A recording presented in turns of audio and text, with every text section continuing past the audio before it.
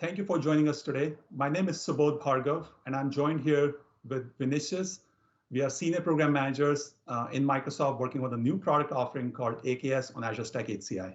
You are probably familiar with Azure Kubernetes Service, also known as AKS, which is a fully managed Kubernetes service in Azure Cloud. Azure Stack HCI is an Azure service that provides a hybrid hyperconverged infrastructure for on-premises. Now we are introducing a new service called AKS on Azure Stack HCI. AKS HCI for short. This allows you to run AKS on Azure Stack HCI on-premises. It's a turnkey Kubernetes solution fully supported by Microsoft. AKS HCI shares a consistent user experience and terminology with AKS. Any apps that work on AKS can work seamlessly on AKS HCI. It has a native integration with Azure Arc, Azure Monitor, and other Azure technologies, and it shares a common code base with AKS. It's super easy to deploy and use. Windows users can use a simple GUI available through Windows Admin Center or PowerShell scripts for deployment. And Azure users can use Azure Portal for management through Azure Arc. You can run both Linux and Windows containerized workloads on the same Kubernetes cluster, so no more creating different silos. And last but not the least, AKS HCI is secured by default. What that means is the container hosts for Linux and Windows containers are hardened and serviced by Microsoft and have automated patching and update mechanism in place. Core Kubernetes platform is secured through certificate authentication, cert rotation and management, and encryption. And this is all integrated into Microsoft's security ecosystem with support for Active Directory identities. In terms of when to use AKS HCI, we are seeing three main use cases where customers are finding it really compelling. The first is modernize traditional Windows applications. We also call it lift and shift, where you take a traditional Windows application running in a VM, you containerize it, and then you run it on Kubernetes. Second, very popular use case is, of course, running cloud native applications and managing cloud native applications on Kubernetes. This could be Linux or Windows apps.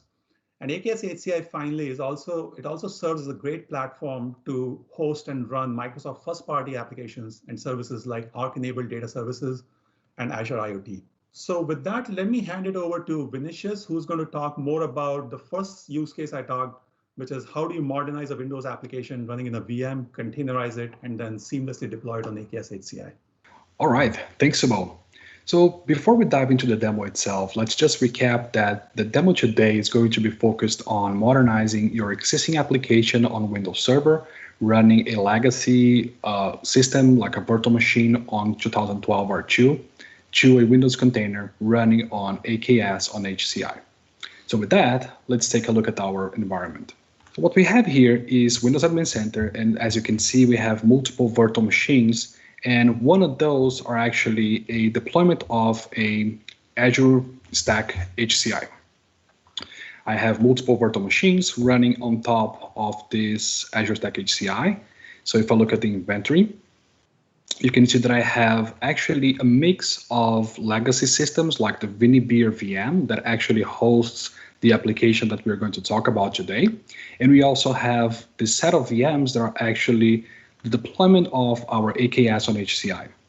This actually shows the flexibility of Azure Stack HCI. You can deploy legacy systems like virtual machines or your existing applications, as well as AKS on HCI on the same hardware without having to buy or purchase new hardware. With that said, let's take a look at this Windows Server 2012 R2 VM. So here I'm connecting to this server. As you can see, again, Windows Server 2012 R2. This is a IIS deployment, and we have the ViniBeer application deployed here. Pretty standard, very straightforward, but basically what this application is, let's go back to our browser, is a application that helps people that are home brewing their beer. And basically what you do is in the process of brewing your beer at home, you need to add sugar to your beer in order to ferment and generate CO2.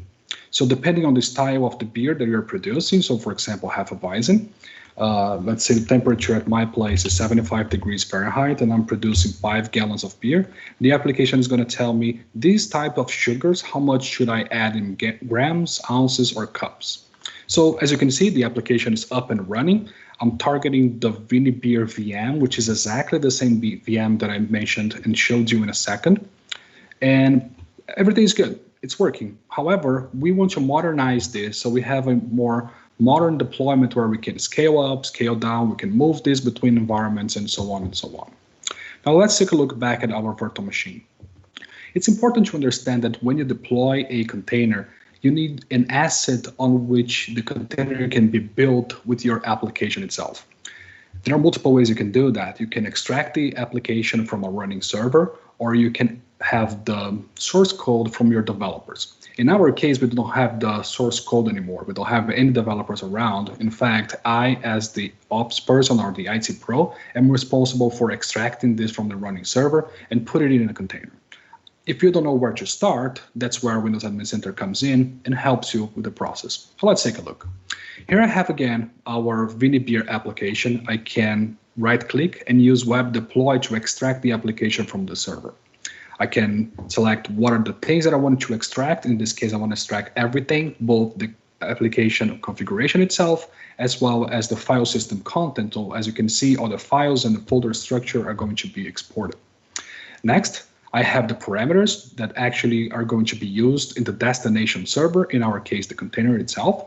And I can add new parameters if I want to. So let's say, for example, that after containerizing my application, I want to connect to a different SQL database. This is where I would change the connection string to the database, or I could add a new one even. So when the container is deployed, it's talking to a new SQL Server database. I'm not going to do that today. Next, we have the place where we are going to extract the file. Web Deploy generates a zip file that you can use to import on the new server. In our case, again, the Windows container.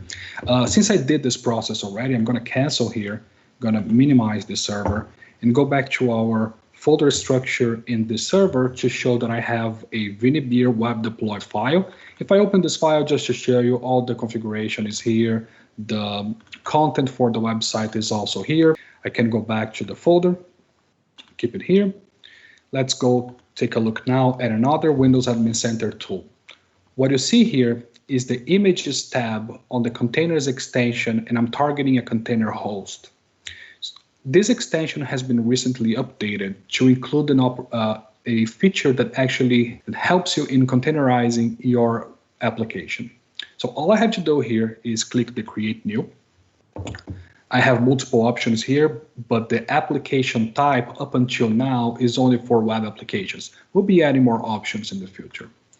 The application source type that we talked about can be either a folder for a static web application.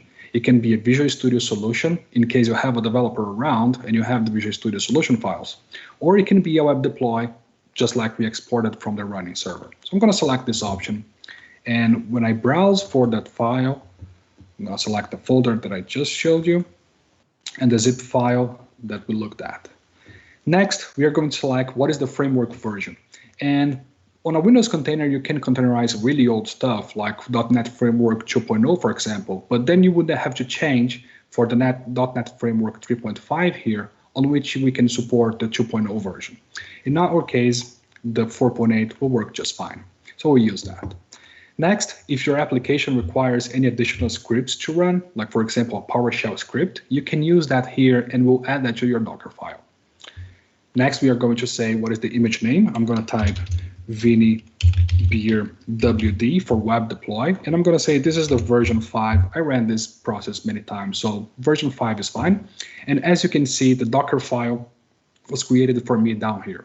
The nice thing about this is that it has all the knowledge that Microsoft has for best practices and everything for running a Docker file to build a new Windows container. So you don't have to do anything here. You can actually add it by hand, but everything is done for you for inside of Windows Admin Center.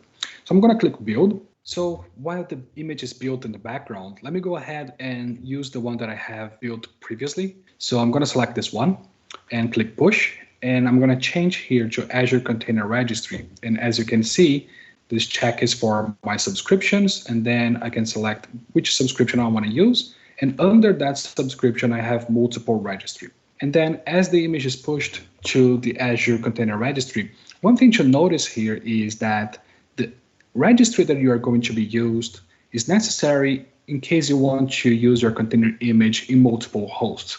Since our AKS on HCI will be using multiple hosts, we want to have that image available in a central location like a registry, in our case, Azure Container Registry or ACR. So the nodes on AKS on HCI can go to the registry, pull the image, and then use it locally. All right, now the image was pushed, as you saw, the green successful notification, and we can start the process of deploying the application itself on our Kubernetes node. Let's go back here to our inventory tab and talk about these nodes that you saw here. So these are our AKS on HCI nodes that are actually supporting our Kubernetes deployment. As you probably know, every Kubernetes deployment will use a YAML file to describe how your application actually operates, and then how Kubernetes should deploy your application in terms of number of replicas, what container image to use, and so on and so on. So this is the YAML file that I grabbed from the AKS docs. So you can go there and see the sample YAML file. What I did was I tweaked that file to include my application. So you see the naming convention here is using Vinibeer. The image that I'm using is from that registry that we just used. So in this case, I'm using this version of the image. I have some information here on how much CPU and memory we are going to use. But then another important part about AKS on HCI is we have to authenticate against our registry, right? This registry is protected, so not everybody can see the images in there. In our case, we are using Kubernetes secrets, and I'm going to show that when we connect to the Kubernetes cluster. And we are calling this configuration here that was created previously in order to authenticate and use the URL for our container registry, the username and password, so we can authenticate against the registry. Next, the other thing that you see here in this other block of code is the service that is going to be created in order to create a load balancer that opens the port 80 for our container to respond to the external connections. Very well, I have this YAML file ready to go now. I'm going to minimize this, and I'm going to switch now to PowerShell to use kubectl. kubectl is the connection that we have to our AKS on HCI cluster, as well as AKS. What I'm going to do here is I'm going to check on the nodes. So you can see that the nodes that I have here are the same that we saw back in Windows Admin Center, the virtual machines running our AKS cluster. What we have here is we have a master node running a Linux VM, and then we have 3 other nodes, 1 Linux and 2 Windows Server worker nodes. Next, let me show you the secrets that I mentioned. So previously what I did was I passed on to this secret here our Docker file configuration JSON file. What this is basically using, as I mentioned before, the URL, the username, and the password to authenticate against our ACR registry. Now, to show you that we don't have anything deployed to this cluster, I'm going to run the kubectl get pods, and nothing returns on this case. And then for the services, you can see that I only have the Kubernetes services with the cluster IP, which is the standard configuration on Kubernetes.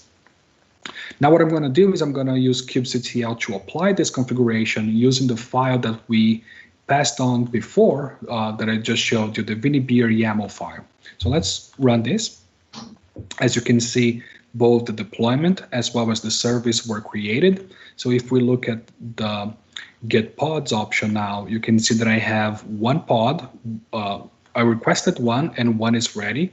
The status of that pod is running, no restarts, the age, the IP address that was given. And then as you can see from the nodes from above, we have this allocated to this node. So let's take a look at the service so we can see the IP address that was allocated. As you can see, the Vinibeer service is now here. That is a load balancer as I specified on the YAML file, and I have an external IP address.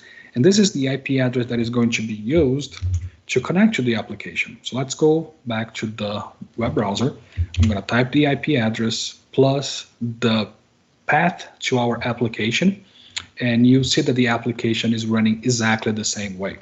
So if I do the same process that I did before, 75 degrees Fahrenheit, and then 5 gallons of beer, the results show up exactly the same way.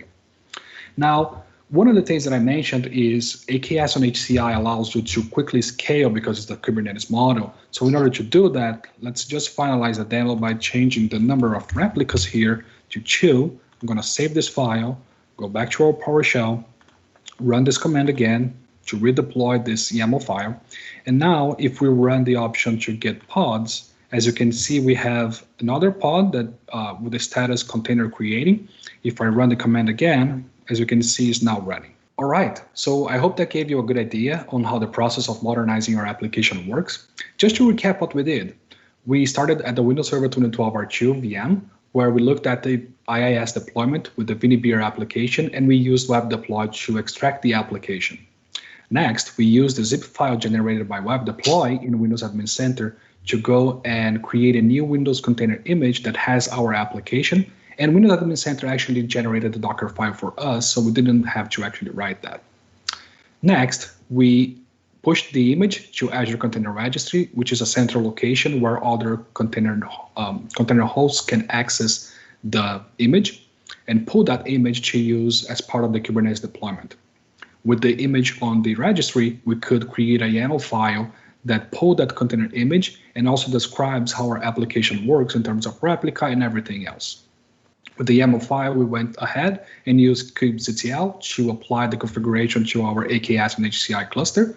And then we looked at the application working exactly the same way. And we also showed how to easily scale that application up using new containers by just specifying the new replica number.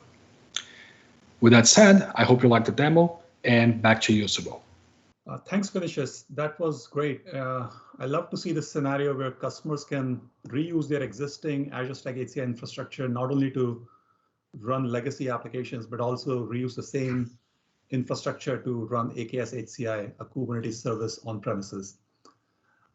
With that, let me move on to some resources that we would love to share with you. So first of all, the product page. Second is a sign up for public preview. We would love for you guys to sign up and provide us feedback on where we are with the product, help us with the product direction and understand your user scenarios better. And then finally, there's technical documentation that you can also browse on azure.com.